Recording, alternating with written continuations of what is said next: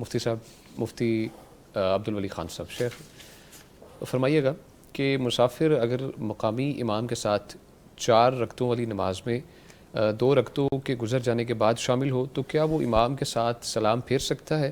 امام کی 4 رکعتیں ہیں اور مسافر نے درمیان میں شامل ہو کر 2 رکعتوں کے بعد سلام پھیر دیا ہے۔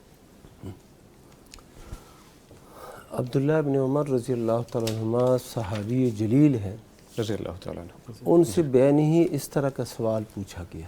اچھا، سیم۔ ہاں، اچھا، پہلے تو یہ پوچھا گیا کہ جو مسافر شخص ہے وہ مقیم امام کے پیچھے مکمل نماز پڑھے گا؟ تو انہوں نے فرمایا ہاں مکمل نماز پڑھے گا اور یہی سنت ہے۔ ٹھیک ہے۔ صحابی جب سنت کا لفظ کہے تو اس کا مطلب یہ ہے کہ یہ رسول اللہ صلی اللہ علیہ وسلم کا طریقہ ہے۔ بے شک۔ ایک بات ہو گئی۔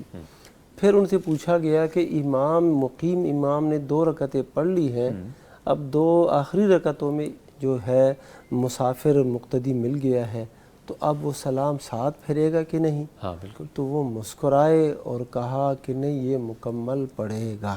ٹھیک ہے، اوکے۔ یہ مکمل پڑھے گا۔ جب یہ مقیم کے پیچھے مقتدی بن گیا ہے تو اب جو مقتدی کی نماز ہے اس کی بھی یہی نماز ہونی چاہیے۔ ٹھیک ہے۔ تو مکمل اس کو نماز پڑھنی چاہیے۔ اگرچہ ایک قول ایسا بھی ملتا ہے، یہ نہ صحابہ میں سے نہیں، بعض کے فقہاء میں سے بعض نے یہ کہہ دیا ہے کہ جب یہ امام ہی سلام اس نے پھیر دیا ہے تو امام کے پیچھے ہے نہیں۔ اچھا، اس کو فالو کر سکتے ہیں کہ نہیں کر سکتے؟ نہیں کرنا چاہیے۔ اچھا، ویسے قول ہے جو صحابی نے کہہ دیا اسی کو فالو کرنا چاہیے، کیونکہ اس کی خرابی ہے۔ اچھا، بعض لوگوں کو ہم نے یہ دیکھا ہے وہ کیا کرتے ہیں، وہ بیٹھے ہوتے مسافر ہیں، ہاں بالکل بیٹھے ہوتے ہیں اور امام جو ہے نا وہ مقیم ہے۔ ہاں، اب جب وہ 2 رکعت پڑھ کے پھر جاتا ہے اور پھر اس کے ساتھ سلام پھیر لیتا ہے۔ ایسا ہوتا ہے، بالکل دیکھا بھی ہے، یہ ہم نے دیکھا ہے، مشاہدہ۔ اور اگر مفتی صاحب امام صاحب آتے ہیں باہر سے سفر کر کے، پیچھے مقتدی جو ہیں سارے وہ مقامی ہیں، تو اس صورت میں کیا کیا جائے گا؟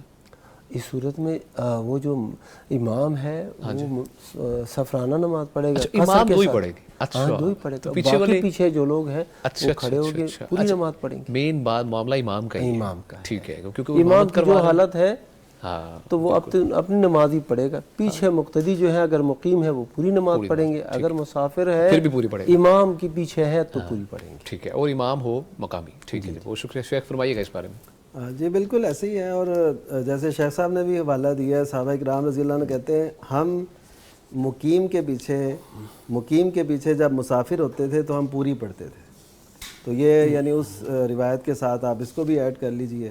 تو اور مسئلہ بالکل یہ واضح ہے اور ایسے کرنا چاہیے۔